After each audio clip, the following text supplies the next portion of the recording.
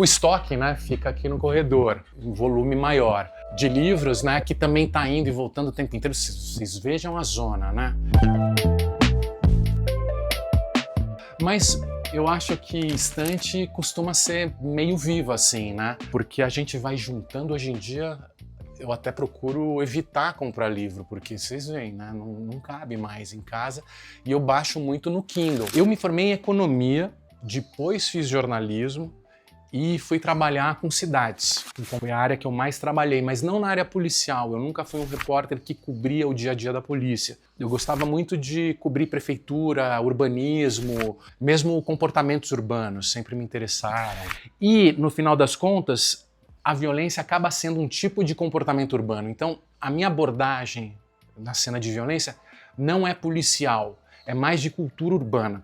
Aqui é uma minha escrivaninha de trabalho, então normalmente são os livros que eu estou usando. Por exemplo, aqui tem esses livros que eu peguei na biblioteca da Faculdade de Sociologia, da FESP, porque eu vou preparar um curso de Sociologia da Religião, então tem até os numerozinhos aqui da biblioteca. Aqui são alguns, é uma coleção, mas junto com os livros das minhas filhas, desde um diário de um banana, a coleção completa, até vários livros de jovem, né, e de adolescente, que eles são fascinados por leitura, né? Esse aqui, ó, inclusive do Marcelo Godoy, do Estadão, para mim é o livro do ano, viu? Esses dois livros do Marcelo Godoy, A Casa da Vovó e Cachorros, conta a história da luta entre comunismo e exército aqui no Brasil, que molda a ideologia e o pensamento do exército brasileiro e da República Brasileira, e que vai ajudar a gente a entender como é que renasce esse espírito golpista nos anos atuais. Esse aqui ganhou, da Bettina Anton, ganhou o Jabuti, desse ano disputou, eu disputei com ela, com A Fé e o Fuzil, e ele ganhou um livro excelente também sobre o Mengele, a história do Mengele aqui no Brasil, que são os dicionários. Você vê a quantidade de dicionários. Hoje, para falar a verdade, raras vezes eu venho aqui, eu dou no Google, né, na palavra, mas tem um apego, não jogo fora. Tem esse aqui, ó, esse eu adoro, é o dicionário de Tupi Antigo, do Eduardo Navarro, um professor da USP, que escreveu toda a história do Tupi Antigo. É uma coisa que eu tenho pensado muito a respeito sobre as línguas do Brasil, para pensar a violência, inclusive, sobre a quantidade de línguas que existiam no século XVI, pensar a violência, a história da violência no Brasil, a partir da linguagem, né? É uma coisa que me interessa muito. Que são santos, né? Também junto com os santos, então às vezes você vai tirar o livro, Jesus Cristo cai da estante. Esse é o Jesus Negro que eu ganhei de um amigo meu. E todas as imagens, apesar de eu ser agnóstico, você vê, eu gosto de todas essas imagens e da minha família também, né?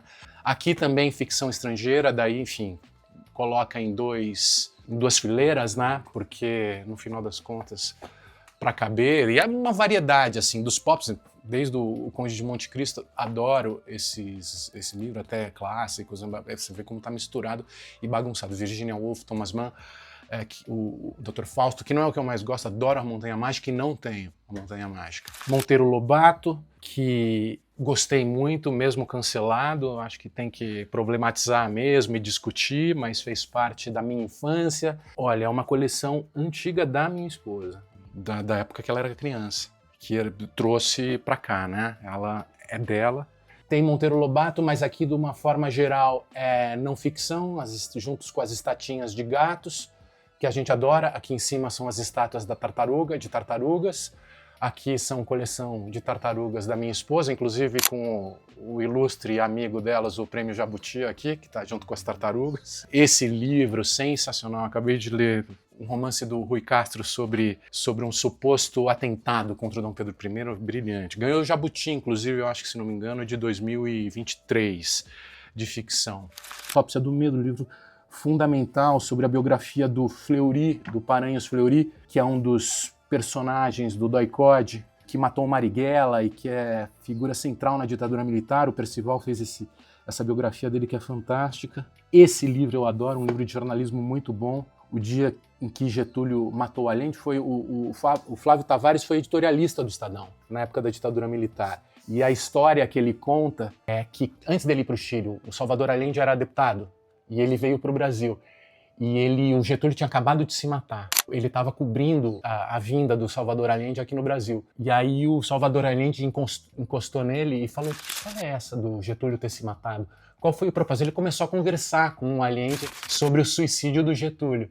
E aí ele fala que já estava alguma coisa assim, meio que fazendo parte das possibilidades políticas. Então o nome desse livro e o dia que Getúlio matou Allende, por causa desse encontro dele, né? Aqui são biografias, eu acho, basicamente, são biografias do Malcolm X, clássico das periferias, né? Essa biografia, desde Mano Brown até todos os rappers e hip hoppers, citam, né? É uma das grandes inspirações de leitura do hip hop de São Paulo, né? Esse aqui é um livro muito interessante também, que faz parte da fase que a religião sempre foi um assunto dos meus interesses. É um livro do Padre Quevedo, sobre milagres. E o Padre Quevedo, quando eu trabalhava na Veja, eu acompanhei ele durante umas turnês. Ele é jesuíta e tinha uma turnê que ele denunciava as ações dos espíritas, que ele dizia que era tudo mentira. Que os espíritas não eram capazes de fazer aquilo porque a fé verdadeira era a fé católica e só Deus tinha o poder de fazer milagres. Então ele desmentia os espíritas e reproduzia alguns truques de operação mediúnica e tal. E aí o título dessa matéria que a gente publicou na Veja era o Mr. M da Fé. O Mr. M era um mágico que entregava os truques dos outros mágicos, né? 2 meses, 3 meses depois ele foi ser o Mr. M da Fé no Fantástico. Ele passou a fazer um quadro no Fantástico que ele falava sobre casos espíritas, de fantasma, de aparecimento, desvendava e falava: isso não existe, era aquele bordão dele, né? Este é um caso para...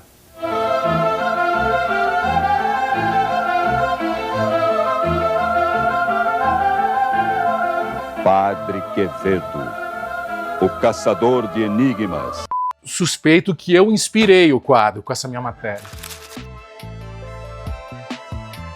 Eu tento entender a cena da violência urbana em São Paulo, no Rio, no Brasil, de uma forma geral. E isso começou por causa dessa matéria, por causa desse livro, O Homem X, de 2005.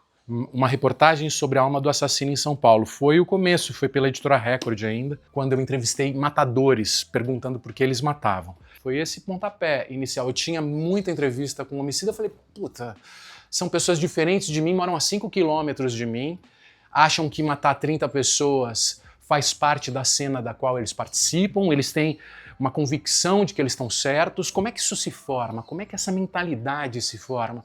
E isso me deixou pirado, e a partir daí eu decidi fazer mestrado, doutorado para entender esse material. E o livro O Homem X, ele é o desdobramento da minha dissertação de mestrado na ciência política. O PCC mudou essa forma de ver, eu vi isso acontecer.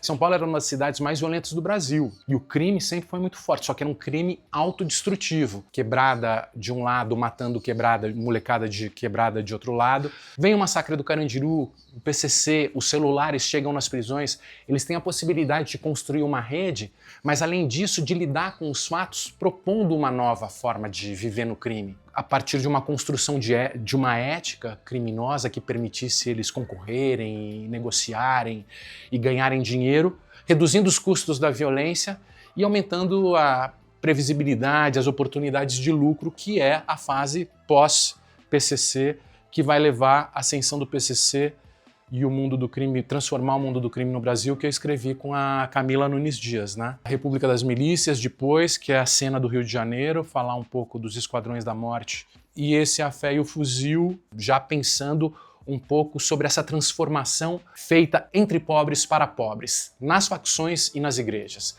Eu falo muito principalmente sobre as transformações de ex-bandido que vira evangélico.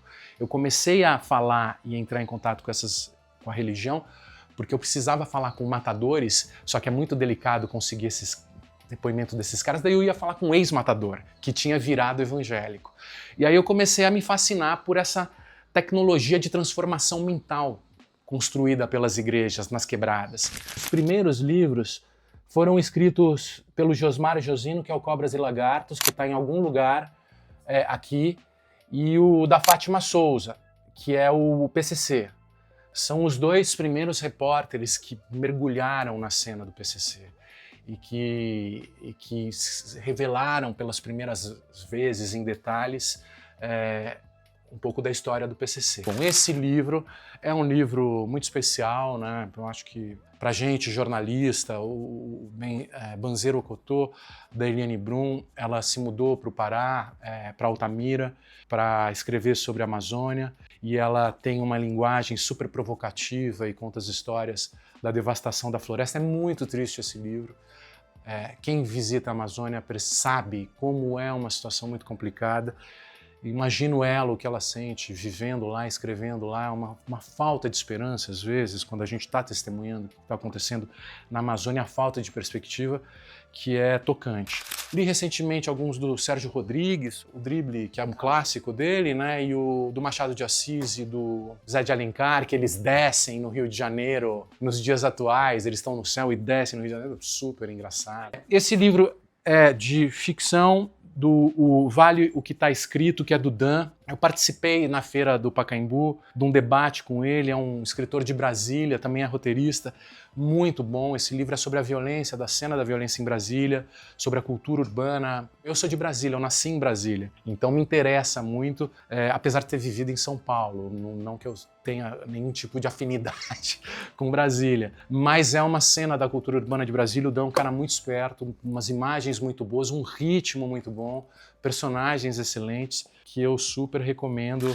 Bom, esse aqui é o clássico, né, que todo mundo, se bobear, todo mundo que você entrevista algumas pessoas, né? Eu vi lá, falei, vou ter que pegar, apareceu O Defeito de Cor, né? Um livro que hoje é, enfim, fundamental para a gente pensar a história do Brasil, traz uma outra abordagem, um outro olhar, uma outra narradora, faz a gente pensar sobre o que foi a escravidão, sobre a cultura e a religião de matriz africana, sobre as crenças históricas e dilemas dos personagens e ambiguidades dos personagens, porque ninguém é santo, ninguém é culpado, todo mundo está tendo que sobreviver diante do que foi feito, do seu destino e da sua história, né? Uma Bíblia, um livro fantástico. Aliás, eu podia pegar 2 Bíblias também, que eu estou aí grafadas para quando eu escrevi A Fé e o Fuzil, tive que ler com uma certa atenção. Depois de velho, né? Com a República das Milícias, o marcador. Depois de velho, voltar a ler Bíblias para fazer e escrever A Fé e o Fuzil, mas para pensar sobre a sociedade de uma forma necessária. Se você não lê e não compreende as histórias bíblicas e não mergulha num tipo de estudo, você está por fora do debate atual do Brasil, né? Você vai conversar hoje com qualquer pessoa, participei de vários grupos de WhatsApp com evangélicos que citavam o versículo tal do capítulo tal, como se fossem juristas me processando e falando, é a lei tal, você tem que, tá vendo isso que está escrito? Que faz parte do diálogo, faz parte da cena. E a Elite do Atraso, eu peguei o Elite do Atraso, estava aqui, tem outros do Gessé, eu baixei o Pobre de Direita, né? Ele tem uma escrita meio assertiva, às vezes é até um pouco indelicado, me parece, com alguns escritores, o Sérgio Buarque de Holanda, por exemplo, que ele bate bastante, mas eu acho que eu compreendo a forma como ele se coloca no debate, mas eu acho que principalmente eu aprendo muito lendo com o Gessé, principalmente a partir de um olhar da história brasileira focada na escravidão, focada nos problemas e nos ódios e nos embates morais e na disputa moral que faz parte da história brasileira, que vai fazer com que a gente compreenda o Brasil de hoje. Eu até sonho pensar em escrever alguma coisa de ficção em torno de uma grande vingança. Tenho algumas ideias assim que me acompanham a vida inteira, de personagens e de histórias para lidar com essa cena. Muitas delas inspirada no Conde de Monte Cristo, que é um livro que eu gosto, eu gosto muito do tema da vingança, que é algo que eu acho que dá margem para muita história. Mas eu estou começando a desenvolver o podcast do A Fé e o Fuzil, então vai ser uma coisa que vai me demandar tempo. E eu tenho 2 projetos, pelo menos, de não ficção ainda para acabar, que eu acho que eu tenho que tirar das minhas costas, que são coisas que eu quero escrever.